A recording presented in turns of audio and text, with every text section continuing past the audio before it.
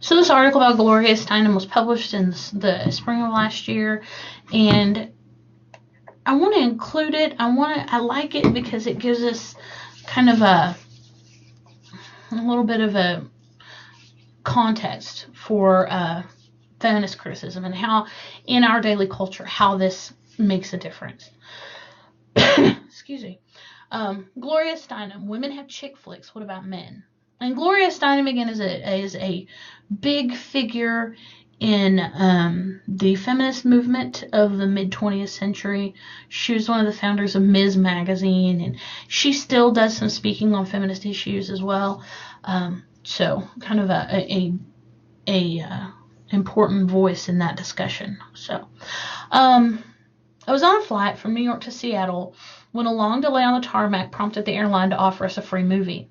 As the flight attendant read the movie choices aloud, a young man across the aisle said, "I don't want chick flicks." I knew what he meant, and so did the woman sitting next to me. A chick flick's one that has more dialogue than car chases, more relationships than special effects, and whose suspense comes more from how people live than from how they get killed.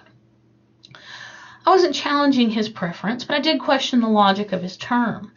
After all, much of what we read as great literature in school may well have been called chick lit, especially if it had been written by women. Think about it.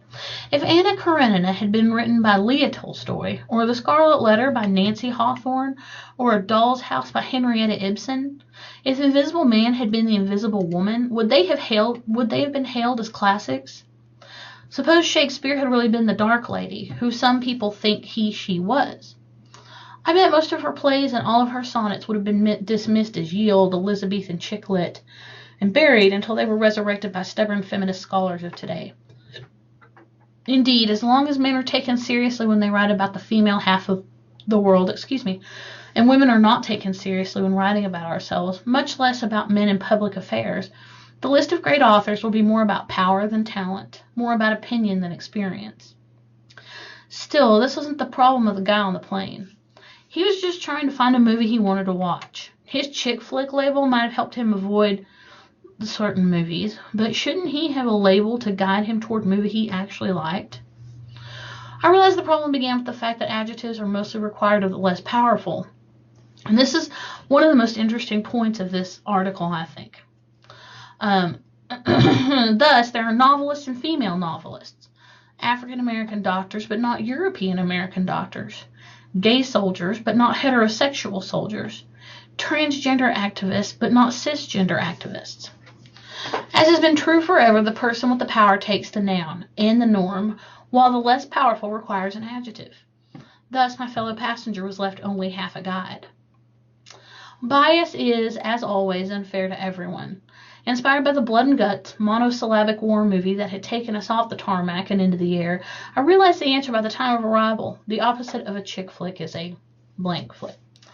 Not only would this term serve movie marketers as well, it would add to the lexicon of literary critics. For example, it would characterize a lot of contemporary fiction. Works by Philip Roth and Bret Easton Ellis, for example, as well as the plays of David Mamet. It could also guide readers to preferred nonfiction, from the classics of Freud to the collected radio ravings of Rush Limbaugh and the tweets of Donald Trump. Most of all, this new and simple label could guide confused viewers through the thicket of downloadable movies to these types of attractions. All movies that glorify World War II. From classics starring John Wayne and Ronald Reagan, both masterful actors who portrayed heroism without ever leaving the studio back lot, to Steven Spielberg's Saving Private Ryan, in which the character would rather risk death than be rescued. Hollywood may have spent more money on making movies about World War II than was spent on fighting it. No wonder, because that was the last war in which this country was clearly right. Without continuing reminders of it, how are we to keep on believing that we still are? All movies that glorify Vietnam, bloody regional wars, and now the war on terrorism. These may not be as much fun to watch. Vietnam was the first major war we lost, and we haven't been so great about stopping terrorism either. Yet such movies do allow us to see mass mayhem in, say, Africa or South Asia or the Middle East, and so to justify whatever this country might try to do there. Movie violence also diverts attention from the fact that since September 11th, more American women have been murdered by their husbands or boyfriends that Americans have been killed in those attacks, the Iraq War, and the long war in Afghanistan combined. All the movies that portray violence against women, preferably beautiful, sexy, half-naked women. These tend to feature chainsaws and house parties and films for teenage boys, and sadistic rapists and serial killers for adult males, plus humiliations and death of uppity women for the well-educated misogynist. All the movies that portray female human beings as the only animals on earth that seek out and enjoy their own subordination and pain. From such whitewashed versions of prostitution as Pretty Woman, literally whitewashed since poverty and racism mean that white women are much less likely to be prostituted, to such complex plots as Boxing Helena, a man's dream about amputating the arms and legs of a rebellious woman who, when she is living in a box, falls in love with him. All provide media justification and how-to manuals for sadists. As you can see, this one simple label could guide men like the guy on the plane through the diversity of features, as well as the TV series we binge watch.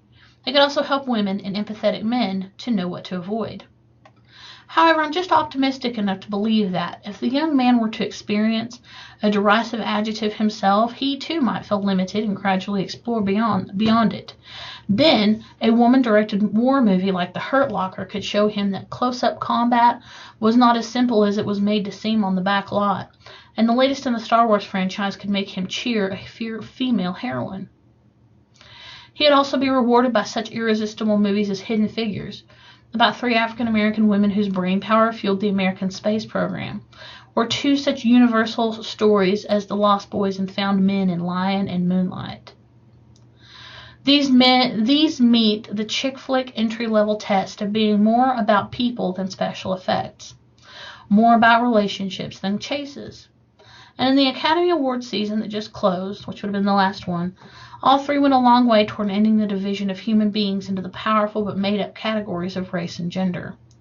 As Terrell Alvin McCraney, the playwright whose life is loosely represented by Moonlight, has said, "We think of ourselves as more educated when we talk about homophobia, but at the end of the day, if we looked at all real homophobia, it's anti-feminism. It's really misogyny dressed up or pointed at men." So yes, we may be beginning to get beyond dividing the world into movies into chick flicks and the other term too. Editorial sensibilities are not quite equal, thus the particular C word is not yet quite equal, thus that particular C word is unrestricted, yet the P word it rhymes with can only be used once here. And yes, it's scary to leave a familiar half-self behind. This past presidential election was partly a backlash against the challenge to and loss of outdated gender roles. Still, I'm learning, and I bet the young man on the plane is learning too, that seeing whole people on screen is helping us to become whole people too. So as far as the world has come, and as much as we feel as though there is more equality, and there is in a lot of ways, but in some ways there's not. And Steinem points that out, how in the media there is still a lot to be found as far as equality. So as we're reading and doing feminist criticism, we're going to look at some of these things, how women are represented, how they are treated by men, and whether they are able to have their own identity. So we'll be doing for the next couple of weeks.